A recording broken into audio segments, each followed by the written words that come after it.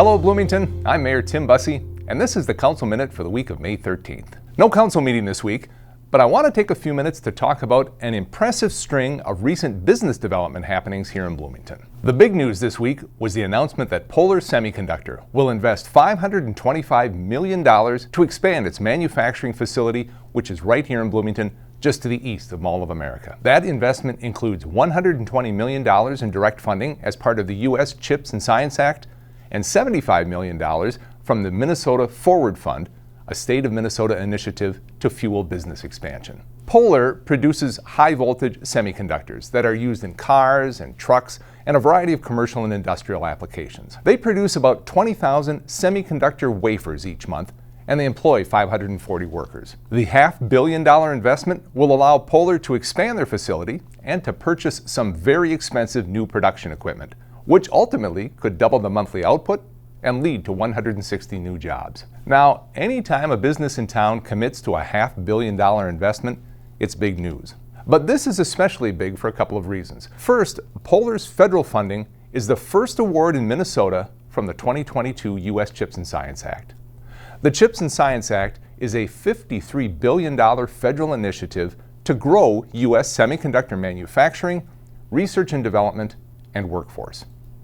And second, expanding the semiconductor sector is a top priority for both Minnesota and the U.S. as a whole. Right now, only 13% of semiconductors are made here in the United States. And given the fact that semiconductors are needed to run everything from phones to cars to washing machines, that's a national security issue. Increasing semiconductor production here in the U.S. reduces dependency on foreign producers. There are other semiconductor companies in Bloomington that have also applied for CHIPS funding, so hopefully we'll be hearing more good news on this. The announcement this week included representatives from the White House and the U.S. Department of Commerce.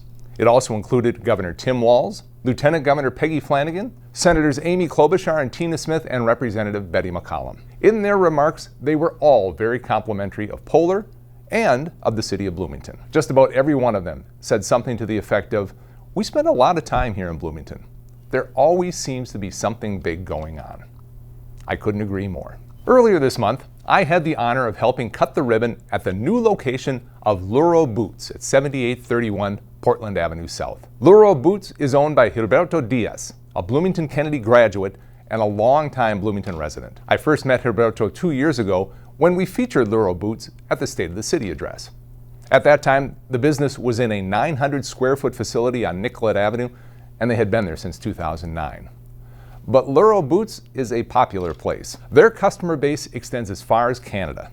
And when it came time to expand, Gilberto honestly could have gone anywhere. I am very happy and proud that he decided to stay here in Bloomington and move just a couple of blocks to a 4,000 square foot store. If Western wear is your thing, boots, belt buckles, hats, or even if it isn't, Luro Boots is a place to visit. And last week I had the chance to be part of another ribbon cutting. This at a brand new restaurant called Waffle Bar at 3810 West Old Shakopee Road. If that name sounds familiar, it's because they have a very successful food truck operation, and they also have 2 additional locations here in the Twin Cities. Julie and David Chen are co-founders and owners of Waffle Bar, and they have a great backstory. Julie grew up in Rhode Island, and when she was a kid, her parents would drive the family to Chinatown in Boston on a weekly basis. Julie loved the Chinatown street vendors who would make and serve warm egg custard bubble waffles.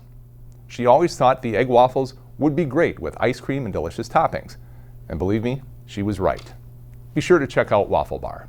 We've also had exciting news recently about organizations choosing to move to Bloomington. Wilderness Inquiry is a unique and inspiring organization whose mission is to connect people of all ages, backgrounds, identities, and abilities through outdoor adventures and programming.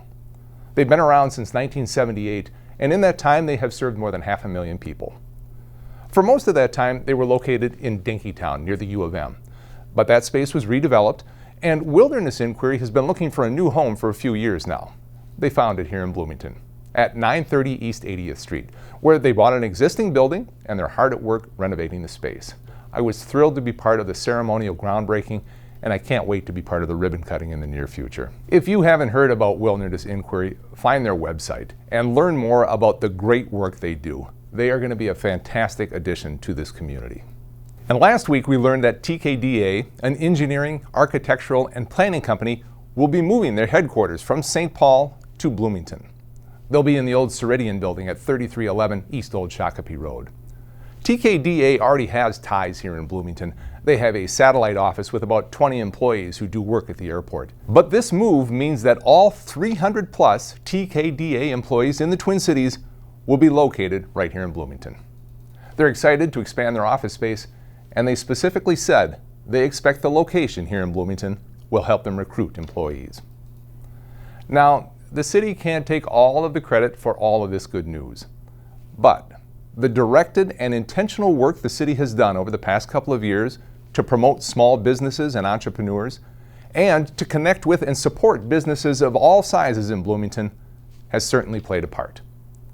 Cultivating an enduring and remarkable community includes developing our commercial base, diversifying industry, and growing jobs. It all leads to a place where people and businesses want to be. And finally today, one more bit of good news. Earlier this month, the website Realtor.com published its list of the top 10 rental markets where college grads can find an affordable home, a great job, and lifestyle perks. And yes, you guessed it, Bloomington is featured prominently on the list. To find the best places for college grads that offer the whole package, affordable housing, plenty of jobs, and a thriving social scene, Realtor.com ranked 313 cities and towns with a population of more than 75,000, and they rank them on a variety of factors that influence what makes a great first-time rental. Factors like rental affordability and availability, job opportunities, average commute times, and lifestyle factors like bars and restaurants and arts and green space. Bloomington is ranked in the top 10, along with other notable cities like Austin, Texas, Pittsburgh, Raleigh, North Carolina, Richmond, Virginia, and Atlanta.